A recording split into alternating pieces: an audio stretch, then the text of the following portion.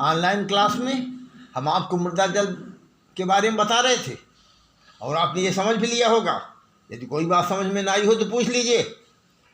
अब इसी क्रम में हम इसके आगे चलते हैं और आज हम आपको मृदा जल की हानियाँ यानी लॉसेस ऑफ सॉइल्स वाटर बताते हैं। इसको ध्यान से समझिएगा।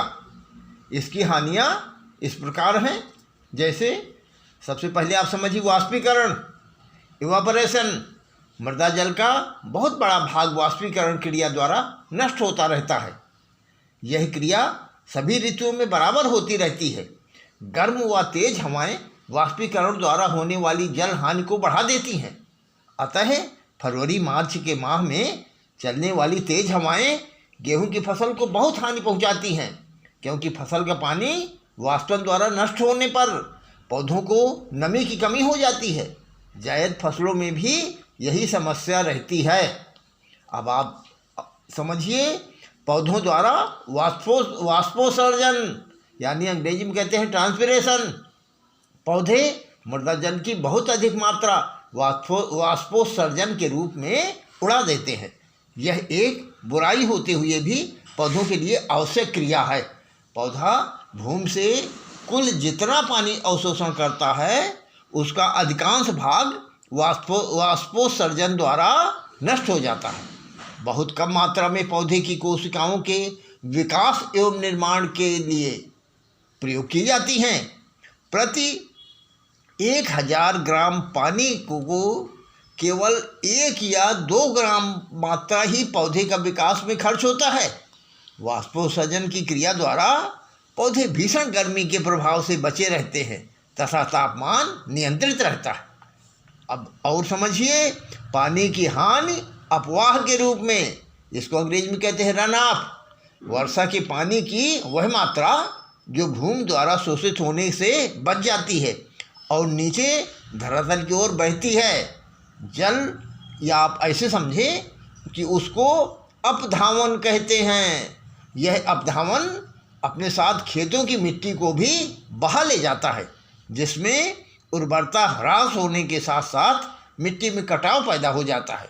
अपधावन की मात्रा का कम या अधिक होना वर्षा की मात्रा, प्रचंडता, अवधि एवं भूमि के ढाल तथा वनस्पति अवधारण पर निर्भर करता है।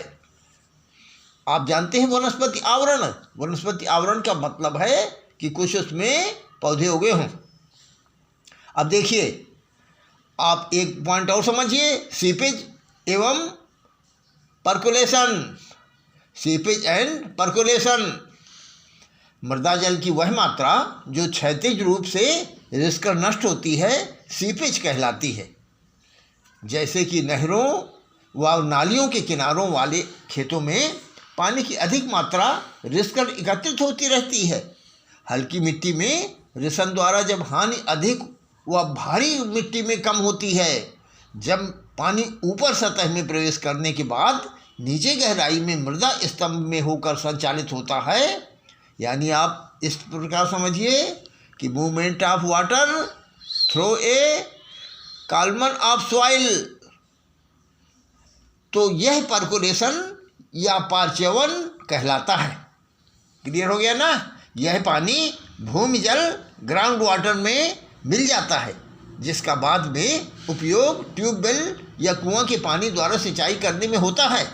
अब आप मृदा नमी का संरक्षण समझिए, कंजर्वेशन ऑफ सॉइल मॉइस्चर।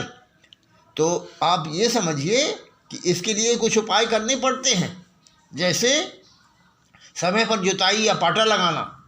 जुताई गहरी करना चाहिए और जुताइयों की संख्या कम हो तथा प्रत्येक जुताई के बाद पाटा अवश्य लगाएं। जुताई समय पर करें। निकाई यानी खरपतवार नियंत्रण।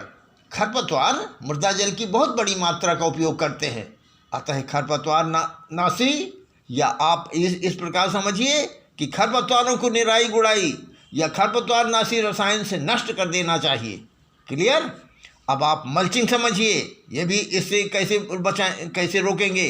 भूमि की खुरपी द्वारा गुड़ाई करके प्राकृतिक पलवार यानी नेचुरल मल्च हो जाने से पानी की हानि कम हो जाती है तथा भूमि को घास, पत्तियों, पौधों के अवशेषों या पॉलीथीन की चादर डालकर ढक देते हैं, जिससे वाष्पीकरण क्रिया द्वारा जल की हानि कम हो जाती है तथा खरपतवार नियंत्रित हो जाता है। भूमि में जैविक खाद मिलाना। भूमि में जैविक खाद मिलाने से मिट्टी की जल धारण क्षमता बढ़ जाती है, क्योंकि भूमि में कोलाइडी पदार्थ की मात्रा बढ़ जाती है। ये समझ में आ गया ना? अब आप थोड़ा सा और समझिए इसको अच्छी तरह से डिटेल में।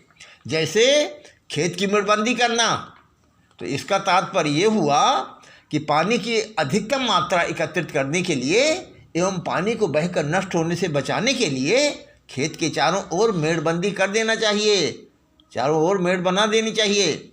ढालू भूमि पर सभी कृषि क्रियाएं जैसे जुताई, बुआई, गुड़ाई आदि ढाल के विपरीत दिशा में करनी चाहिए। इससे अधिक पानी संरक्षित किया जा सकता है।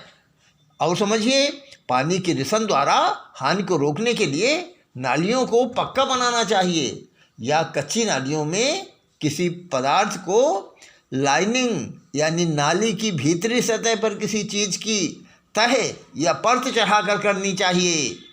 अब आप कोलाइडी सॉइल आप समझिए, मृदा कोलाइड, सॉइल कोलाइड्स क्या है? मृदा में 1 माइक्रोन या आप समझिए 0.001 मिलीमीटर से छोटे कणों को मृदा कोलाइड्स कहा जाता है। लेकिन इनमें कोलाइडल गुण तभी आता है जब वे कार्बनिक पदार्थों से मिश्रित हो जाते हैं। मृदा में जो कार्बनिक पदार्थ, या आप ऐसे समझें कि 2 प्रकार के कोलाइड्स होते हैं। नंबर 1 अकार्बनिक कोलाइड्स, इनको कहते हैं इनऑर्गेनिक सॉइल कोलाइड्स, और दूसरा है कार्बनिक कोलाइड्स यानी ऑर्गेनिक कोलाइड्स। तो पहले आप अकार्बनिक कोलाइड समझिए, इनऑर्गेनिक सॉइल कोलाइड्स। इसका निर्माण चट्टानों में विघटन से हुआ है। ये अधिकतम अनेक प्रकार की क्ले के रूप में मिलते हैं। इस प्रकार अकार्बनिक कोलाइड्स में मृत्तिका कण, लोहे, एल्युमिनियम, सिलिकॉन के ऑक्साइड तथा आयरन, एल्युमिनियम एवं कैल्शियम के फास्फेट होते हैं। अब कार्बनिक कोलाइड समझिए, ये जैव पदार्थों के अपघटन से प्राप्त होते हैं और ह्यूमस के रूप में होते हैं। दोनों प्रकार के कोलाइडी पदार्थ का एक विषम मिश्रण मृदा कोलाइडी कम्प्लेक्स यानी सॉइल कोलाइडल कम्प्लेक्स कहलाता है। ये समझ में आ गया ना? अब आप थोड़ा सा मृदा जैव पदार्थ समझ लीजिए, ये बहुत ज़रूरी है, ये बहुत इम्पॉर्टेंट है। जंतु एवं वनस्पति पदार्थों के जो अवशेष मृदा में मिलाए जाते हैं या मृदा में ही स्वयं होते हैं, मृदा जल पदार्थ कहलाते हैं। मृदा में जैव पदार्थ की पूर्ति यद्यपि जंतु, जीवाणुओं तथा कीड़े मकोड़े के मृतक शरीर एवं मृदा में मिलने वाले जैविक खाद में होती है। और समझिए, किंतु फिर भी इसका मुख्य अधिकांश भाग वनस्पति से ही प्राप्त होता है। यह मृदा का मुख्य अवयव है और जैव पदार्थ तत्वों का भंडार है। आपने समझ लिया कितना महत्वपूर्ण है ऑर्गेनिक मैटर।